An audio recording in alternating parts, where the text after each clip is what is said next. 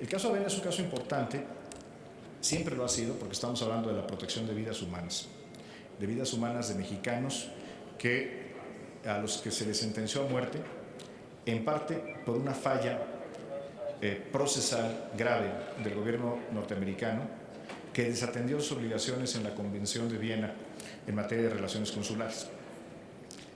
Es un caso exitoso en el que el gobierno mexicano llevó ante la Corte Internacional de Justicia al gobierno de los Estados Unidos y que en 2004 falló en favor del gobierno mexicano. De los 54 casos se le dio razón a 51 de los casos al gobierno mexicano.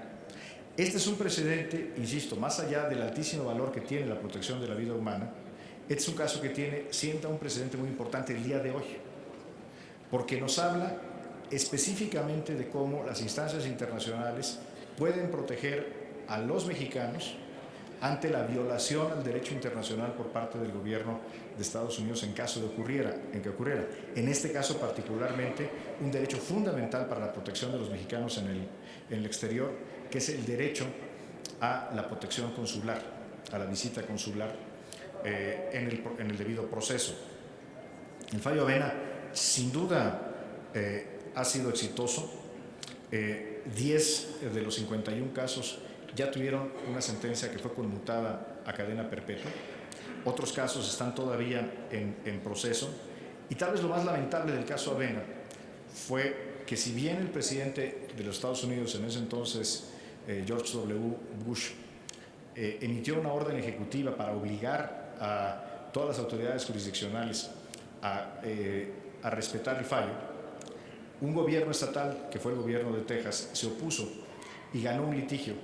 Por lo tanto, no tiene hoy en día validez en los Estados Unidos ante el fallo de la Suprema Corte por el litigio tejano. El fallo de la Corte es que, para que tuviera aplicación general, y en particular para estos casos, tendría que emitirse una ley por parte del Congreso americano, cosa que lamentablemente no ha ocurrido. Y es algo, por cierto, que en la diplomacia parlamentaria, las y los senadores creo que debe ser una causa importante, el que se legisle en los Estados Unidos sobre la aplicación de la Convención de Viena sobre relaciones consulares y las obligaciones que derivan del caso Avena. Con mucho gusto le hago llegar las cifras particulares de cómo han evolucionado estos 51 casos.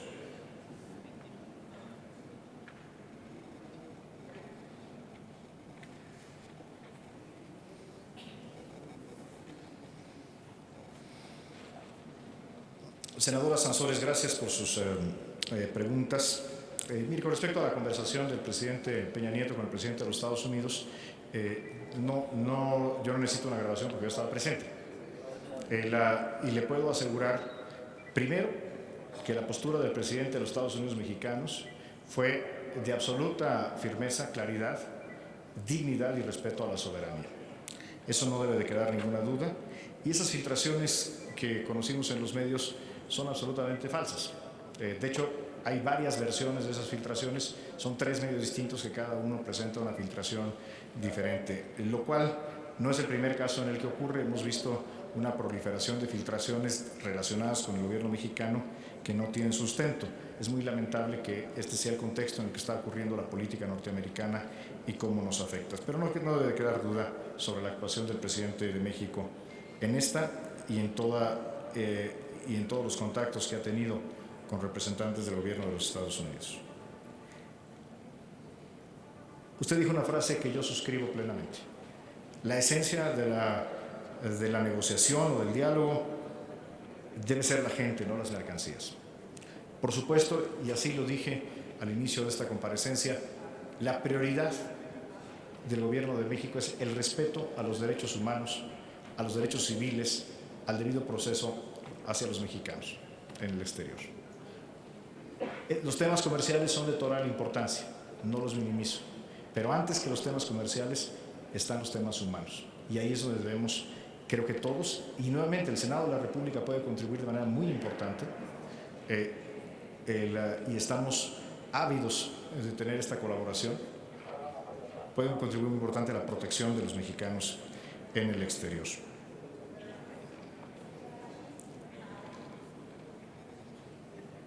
¿A qué me refería yo cuando hablé de una responsabilidad compartida? Me refería a Centroamérica y me refería particularmente al Triángulo Norte, a Honduras, El Salvador y Guatemala.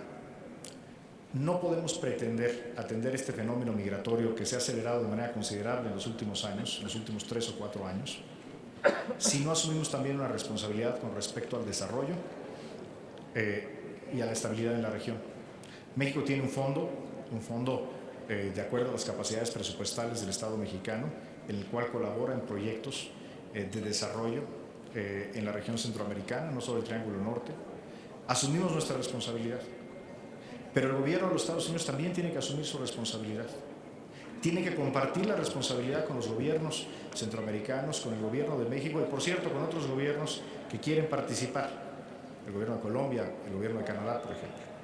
A eso me refería yo con una responsabilidad compartida y es un principio fundamental de nuestra relación con los pueblos hermanos de Centroamérica. Me pregunta usted puntualmente por los haitianos y cubanos. Son dos casos distintos desde el punto de vista jurídico.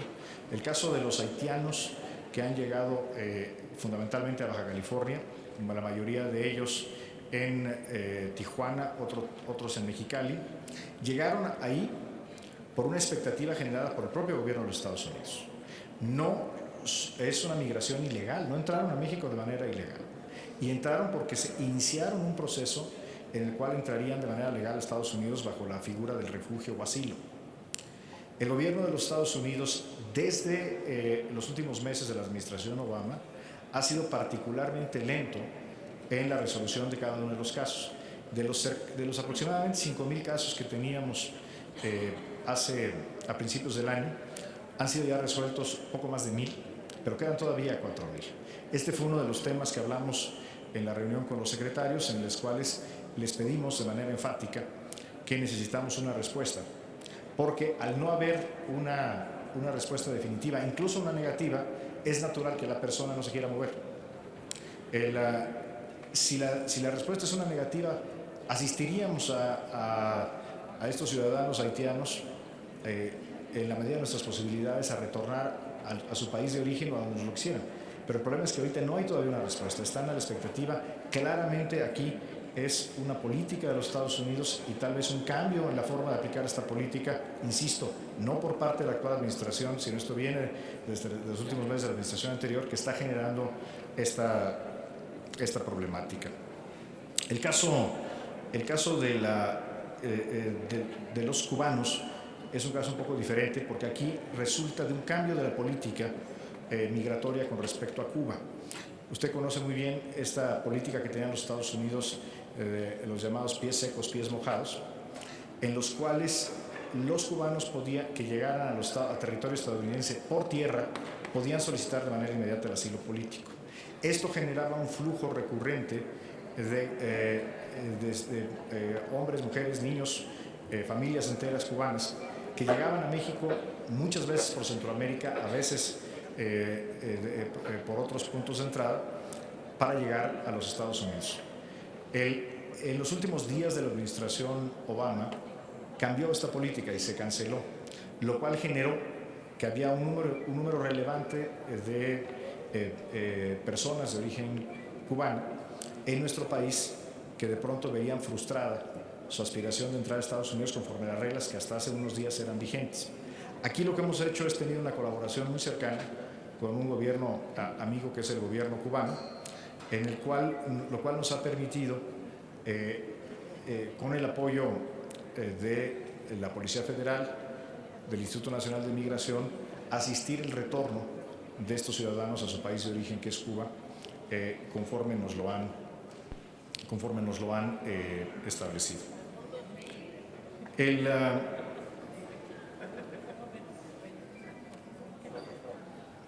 Senador Puente, coincido con usted, este será un proceso largo y difícil, no es un proceso que vayamos a resolver en unos cuantos días. El gobierno mexicano enfrenta este proceso sin pausas, pero sin prisas, porque no por apresurarnos habremos de llegar a permitir un mal resultado. Es difícil estimar, conforme a su pregunta puntual, los tiempos de la negociación. Todo indica que la negociación en materia comercial habrá de iniciar a partir de junio, o incluso después, y por lo tanto no podemos vaticinar un escenario en el cual en unas cuantas semanas resolviéramos todos los temas, y no necesariamente, insisto, es en el interés de México llegar a un resultado apresurado. Entendemos que hay incertidumbre, es incertidumbre que queremos atender, particularmente en materia económica, no solamente los mercados financieros, sino también las decisiones de inversión, pero habremos de hacerlo con la prudencia del caso, privilegiando el resultado y no el apresurarlos. Creo que un buen resultado sería que en este mismo 2017 tuviéramos claridad acerca de por lo menos del marco fundamental de la negociación comercial. Creo que esa es una meta razonable.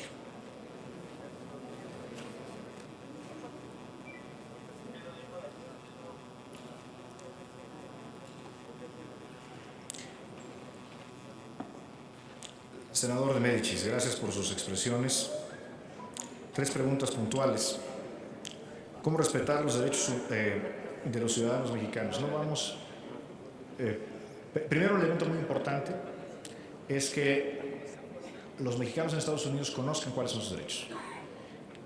Y no solamente es difundir la información, sino proveerles de un diagnóstico migratorio, que sepan realmente cuál es su estatus y qué es lo que pueden hacer, qué opciones tienen. Y segundo, la Defensoría. La Defensoría, ante todas las instancias en los Estados Unidos y ante todas las instancias internacionales, como lo hemos dicho ya reiteradamente, el gobierno mexicano tiene una obligación de acudir ante todas las instancias que nos permitan la protección de los mexicanos en los Estados Unidos, y eso es lo que estamos haciendo y eso es para lo que venimos trabajando. En los casos individuales y en los casos de carácter emblemático que pudieran sentar precedentes de aplicación colectiva. Así lo estamos haciendo.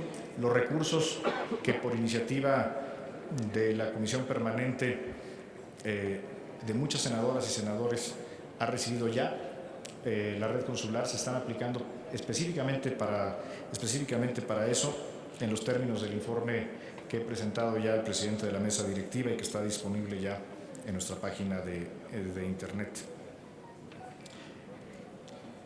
Hace una pregunta muy inteligente respecto al muro.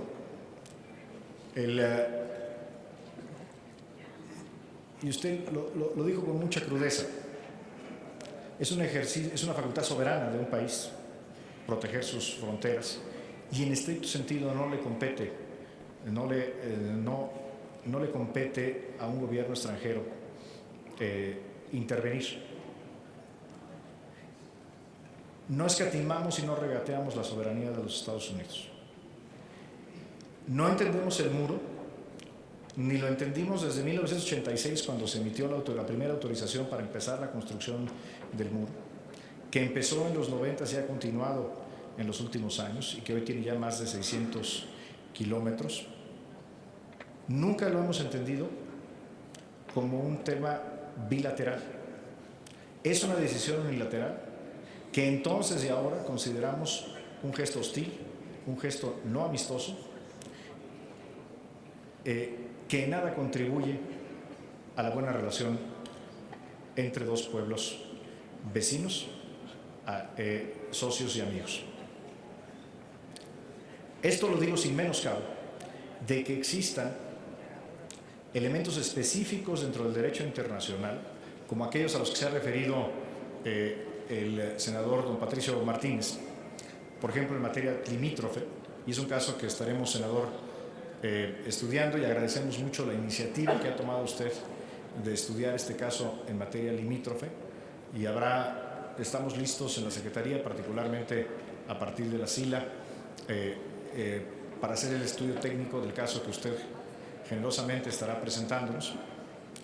Pero no solamente es en materia limítrofe, puede ser en materia de aguas, puede ser en materia ambiental, puede ser en materia de derechos de los pueblos indígenas, donde pudiera haber elementos que nos dieran, conforme al derecho internacional, capacidad jurídica para actuar en contra de esta decisión unilateral del gobierno de los Estados Unidos, y lo vamos a hacer, no tenga la menor duda, y lo haremos además con transparencia y con pleno conocimiento y participación, en su caso, del Senado de la República. ¿Cómo garantizar el buen trabajo de los consulados? Quiero aprovechar esta pregunta, senador, primero para hacer un gran reconocimiento a todos los trabajadores y trabajadoras mexicanos en esta extraordinaria red consular que tenemos en los Estados Unidos, particularmente al Servicio Exterior Mexicano, que no siempre con las condiciones materiales correctas y a veces con un apoyo insuficiente, hacen una tarea apasionada, cotidiana, y con un gran amor a México y a los mexicanos en la defensa de los intereses de los mexicanos en el exterior. Creo que nos corresponde a todos apoyarlos. La mejor manera de garantizar que hagan bien su trabajo es precisamente apoyarlos. Como nos ha apoyado ya, sin duda, el Poder Legislativo al promover la transferencia de estos recursos adicionales que habremos de aplicar con toda transparencia, y que sí hacen una diferencia. Sí son recursos que hacen una diferencia. Por supuesto, habremos también de monitorear, de vigilar que el trato a los mexicanos por parte de los consulados y los empleados consulares siempre sea digno. Y aquí agradeceremos mucho que se nos informe los casos en los cuales así no sea así. Creo que la mayor presencia del Senado acompañando a la red consular puede ser también una manera de enterarnos de estos casos, y habremos de actuar, por supuesto, en consecuencia. Senador Larios. No lo veo al senador Larios. Senador Larios. Mire, pues la verdad es que coincido prácticamente con todo lo que usted ha dicho. Yo creo que no podemos partir de la premisa falsa de que el Tratado de Libre Comercio de América del Norte ha sido solamente benéfico para una de las partes, que es México. No vamos a negociar el Tratado de Libre Comercio desde el banquillo de los acusados. Cualquier renegociación del tratado lo vamos a hacer bajo la premisa de que ha sido un tratado que ha generado beneficios importantes para las tres partes involucradas.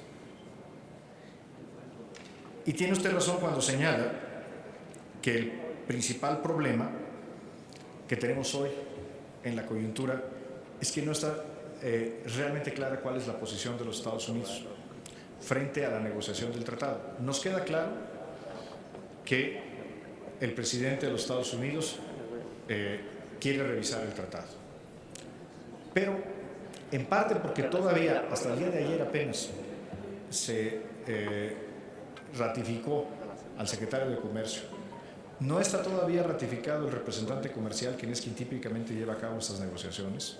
Los contactos que ha tenido el gobierno mexicano, particularmente la Secretaría de Economía con sus contrapartes, todavía no han empezado, por una razón práctica e ineludible: no había contrapartes. En las próximas semanas, y tiene usted razón con respecto a los tiempos, tengo el mismo diagnóstico. En las próximas semanas, ahora que ya hay por lo menos un secretario de Comercio, nuestro secretario de Economía iniciará este proceso de diálogo. Y creo que la sugerencia que usted hace, la propuesta que usted hace, es muy pertinente. Debemos de solicitar con claridad y de manera pública qué es lo que están buscando. Tenemos algo de información, por ejemplo, en la comparecencia ante el Senado de Estados Unidos del recién ratificado secretario de Comercio, donde hablaba, por ejemplo, del capítulo de reglas de origen. Yo, por lo que he platicado con representantes del sector privado de muy diversas regiones del país, no necesariamente debemos estar cerrados a esa discusión. ¿Pero a qué se refieren? ¿En qué términos? ¿En qué tiempos? ¿Con qué objetivos específicos? Esa conversación no ha empezado, y creo que es una propuesta más que atinada el que se haga una solicitud pública respecto a la posición al respecto. Coincido, no hay que darnos tiros en el pie. No queremos encarecer cosas para el consumidor mexicano, para las familias mexicanas. No debemos entrar en una estrategia de de forcejeo comercial, teniendo como principal afectado la canasta básica o a las familias mexicanas o la competitividad de nuestra economía. Sin embargo, creo que hay espacio, como lo ha habido en el pasado, para establecer una estrategia inteligente que nos dé mejores condiciones de negociación. Y reitero nuestra voluntad, nuestra convicción de que debe el Senado tener una participación destacada, una participación real de acompañamiento en la negociación de cualquier acuerdo comercial. A mí en lo personal creo que no debe de aplicarse al Senado de la República el concepto o el término de cuarto de al lado. Ese es un concepto para el sector privado que creo que no reconoce la función constitucional que tiene el Senado, la atribución constitucional que tiene el Senado de aprobar los tratados internacionales, incluyendo los tratados de libre comercio. Creo, desde el punto de vista del Ejecutivo, que ante la circunstancia y en general como procedimiento regular, es mejor la participación del Senado desde el principio que al final de la negociación llegar y presentarles una sorpresa que puede no necesariamente tener el mejor resultado en la ratificación del tratado. En esta circunstancia en particular, creo que por más razón es esencial, es fundamental, y así lo he platicado con el secretario de Economía, y esa es la lógica en la que el Gobierno de la República quiere conducir este esfuerzo, insisto, sumando esfuerzos. Y aquí quiero terminar refiriéndome a algo que dijo, y lo dejo para el final, porque es algo que dijo y que tiene que ver con lo que mencionaba el senador Larios, que dijo la senadora Guerra y que yo suscribo plenamente. Estamos en un momento de tener una diplomacia abierta, de tener una negociación abierta. Y así es, senadora, como lo queremos hacer. Estamos listos para trabajar con el Senado conforme a los instrumentos o los formatos que lo dispongan. La mesa directiva, la Junta de Coordinación Política, la Comisión de Relaciones Exteriores, la Comisión de Relaciones Exteriores para América del Norte, que juega un papel naturalmente clave en este momento, en el formato, en los tiempos que esta soberanía lo determine. Estamos listos para tener una negociación abierta al Senado y una diplomacia abierta al Senado. Y de antemano le agradezco sus expresiones generosas de apoyo. Muchas gracias, presidente.